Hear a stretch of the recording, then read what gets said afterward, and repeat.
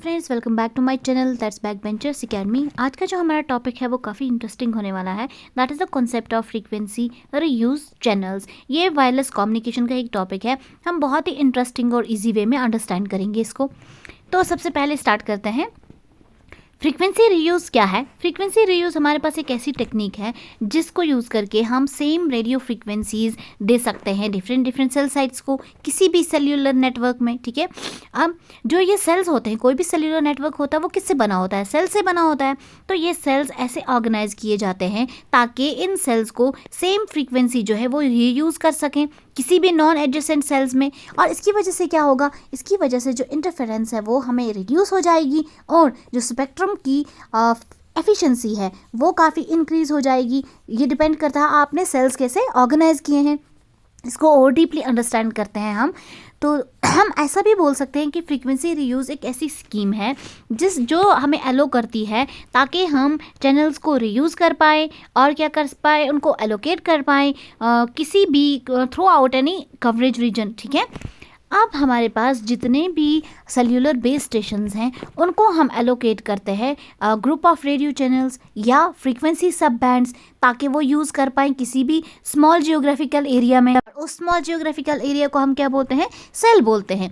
और जो सेल की शेप होती है वो यहाँ पे हेक्सागोनल शेप होती है। ठीक है, अब हम ये बोल सकते हैं फाइनली वो प्रोसेस जिस प्रोसेस से हम सेलेक्ट करते हैं और एलोकेट करते हैं फ्रीक्वेंसी सब बैंड्स को तमाम सेल्यूलर बेस स्टेशंस के लिए किसी भी सिस्टम में, उसको हम बोलते हैं फ्रीक्वेंसी रीयूज़ या हम बोलते हैं फ्रीक्वेंसी प्लानिंग। तो फाइनली अब हम अंडरस्टैंड कर चुके हैं कि फ्रीक्वेंसी और रीयूज़ क्या होता है। ठीक है, अब इसके कुछ फीचर्स देखते हैं कि फ्रीक्वेंसी रीयूज़ के कौन से फीचर्स हैं। पहला फीचर इसका ये है, फ्रीक्वेंसी रीयूज़ इम्प्रूव करती है स्पेक्ट्रल एफिशिएंसी और सिग्नल क्वालिटी। सिग्नल क्वालिटी को हम शॉर्टकट में QoS भी बोल सकते हैं। ठीक है, अब हमारे पास एक सिस्टम है GSM सिस्टम्स। GSM सिस्टम्स के लिए भी फ्रीक्वेंसी रीयूज़ स्कीम प्रपोज की गई थी और ये क्या करती है, वहाँ पे GSM सिस्टम को ये ऑफर करती है प्रोटेक्शन। और ये प्रोटेक्शन किसके अगेंस्ट होती है? इंटरफेरेंस के अगेंस्ट होती है।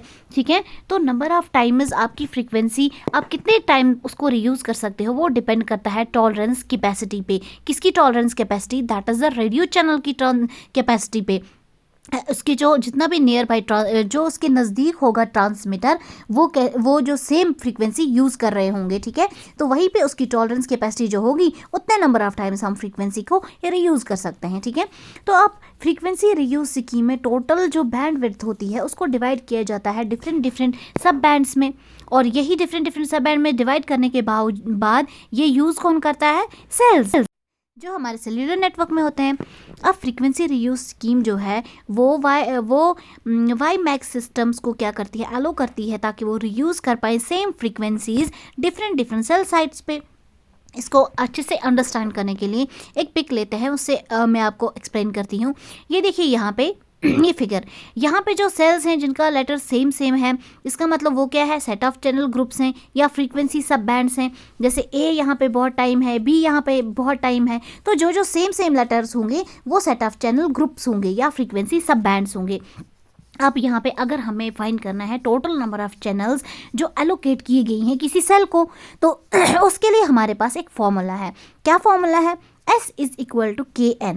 तो फ्रीक्वेंसी रीयूज़ फैक्टर जो होता है वो होता है 1/n। यहाँ पे S का मतलब क्या है? Total number of duplex channels जो अवेलेबल हैं टू यूज़। K क्या है? Channels allotted to each cell, लेकिन K होता है हमेशा लेस देन S। N क्या है? N का मतलब यहाँ पे है टोटल नंबर ऑफ सेल्स या क्लस्टर साइज। तो इस फॉर्मूला को यूज़ करके हम इजीली ये निकाल सकते हैं कि टोटल नंबर ऑफ चैनल्स कितनी हैं जो एक सेल को एलोकेट की गई हैं। ठीक है, अब देखिए यहाँ पे ये हमारे पास यहाँ पे n जो है वो 7 है। क्यों? क्योंकि यहाँ पे लेटर्स हैं ABCDEFG, नंबर ऑफ लेटर्स 7 है, तो यहाँ पे n का वैल्यू है 7। तो फ्रीक्वेंसी रीयूज़ फैक्टर किसके बराबर होगा? 1/n, 1/7 होगा frequency reuse factor. Easily calculate हो गया। अब अगर हमारे पास n का वैल्यू पता नहीं है तो उसको भी हम कैलकुलेट कर सकते हैं। उसके लिए एक अलग फॉर्मूला है। क्या फॉर्मूला है? That is equal to n is equal to I² plus I into J plus J²। इस फॉर्मूला को यूज़ करके हम n का वैल्यू इजीली कैलकुलेट कर सकते हैं।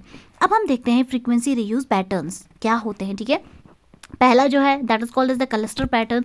अब क्लस्टर पैटर्न में क्या होता है, जो सेल के क्लस्टर्स होते हैं उसको हम किस पैटर्न में कंस्ट्रक्ट करते हैं, 1/3, 1/4, 1/7 एंड सो ऑन। और ये 1/3, 7, 4 ये कैसे हम लिखते हैं, ये डिपेंड करता है डिजायर्ड रीयूज फैक्टर पे, ठीक है। तो ये हो गया हमारे पास पहला क्लस्टर पैटर्न। तो दूसरा जो हमारे अब यहाँ पे क्लस्टर पैटर्न में क्या होगा, यहाँ पे जो भी होगा ईच पैटर्न वो आपको बताएगा नंबर ऑफ सेल्स जो क्लस्टर में हैं, और जो मिनिमम डिस्टेंस होगी जो आपको चाहिए, जो नेसेसरी है बिटवीन टू सेल्स जो सेम फ्रीक्वेंसी यूज़ कर रहे हैं। ऐसा क्यों हमें चाहिए, ताकि हमें इंटरफेरेंस क्या हो पाए, उसको हम अवॉइड कर पाए, उसको हम काफ़ी कम कर पाए, वो डिपेंड करेगा। सेकेंड है हमारे पास इंटरफेरेंस मैनेजमेंट।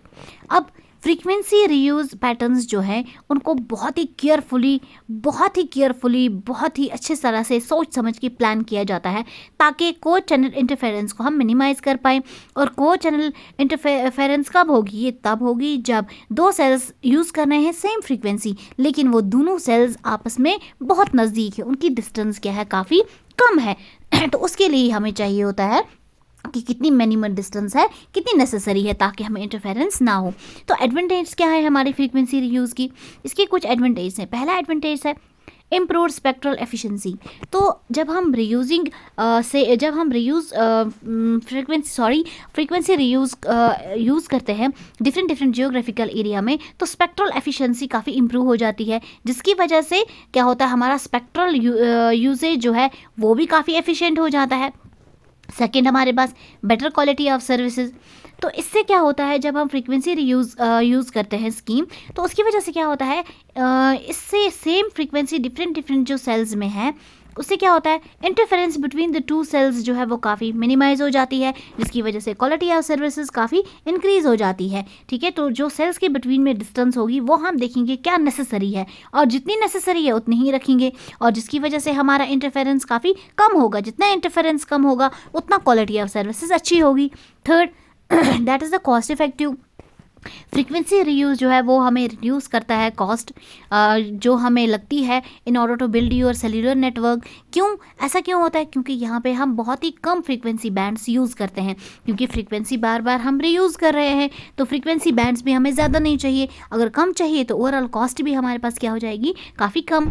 अब स्केलेबिलिटी की बात करेंगे तो फ्रीक्वेंसी रीयूज़ की वजह से हमारा नेटवर्क काफ़ी स्केलेबल हो जाता है, मतलब हम ईजिली नंबर ऑफ सेल्स ज़्यादा सेल्स हम ऐड कर सकते हैं अपने नेटवर्क में, जिस हिसाब से हमें उसकी नीड होगी, ठीक है, कभी भी ऐड कर सकते हैं।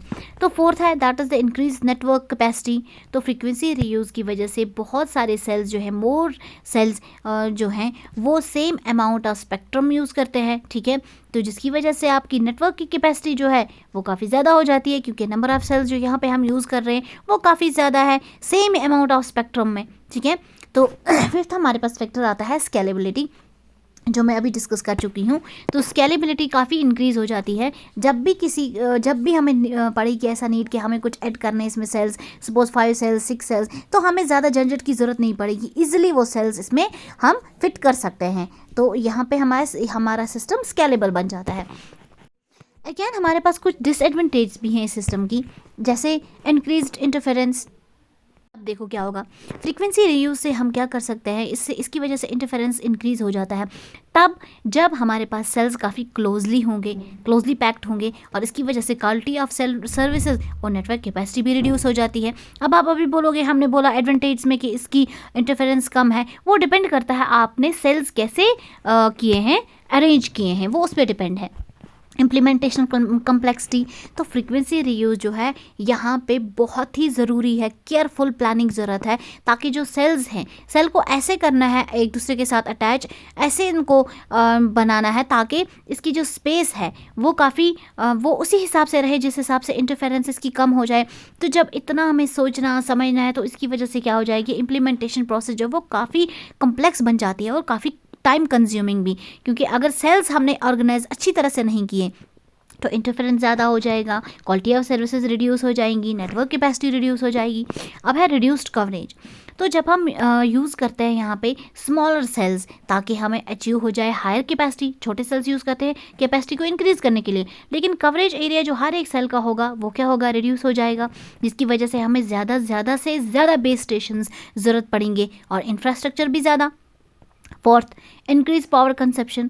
तो हम यहाँ पे स्मॉलर सेल्स यूज़ करते हैं तो ज़्यादा बेस स्टेशंस हमें रिक्वायर होंगे, जब ज़्यादा बेस स्टेशंस की हमें लीड होगी तो हायर पावर कंजप्शन होगी, तो ऑपरेशनल कॉस्ट भी होंगे वो भी काफ़ी ज़्यादा हो जाएंगे। तो ये है हमारा पावर कंजप्शन भी इससे इंक्रीज़ हो जाता है, ये भी इसका एक डिमेरिट है। अब हमारे पास फिफ्थ डिमेरिट क्या हो सकता है, इंक्रीज नेटवर्क कॉस्ट। तो जो cost of implementing frequency reuse system है वो काफ़ी हायर हो सकती है। क्यों? क्योंकि हमें यहाँ पे कुछ एडिशनल इंफ्रास्ट्रक्चर चाहिए और काफ़ी केयरफुल प्लानिंग चाहिए ताकि हम प्रॉपर फ्रीक्वेंसी रीयूज़ को इंश्योर कर पाएँ। तो ये था हमारा आज का वीडियो, बहुत ही ईजी लैंग्वेज में अंडरस्टैंड करवाने की ट्राई की है मैंने, बहुत ही इंटरेस्टिंग था। तो अगर आप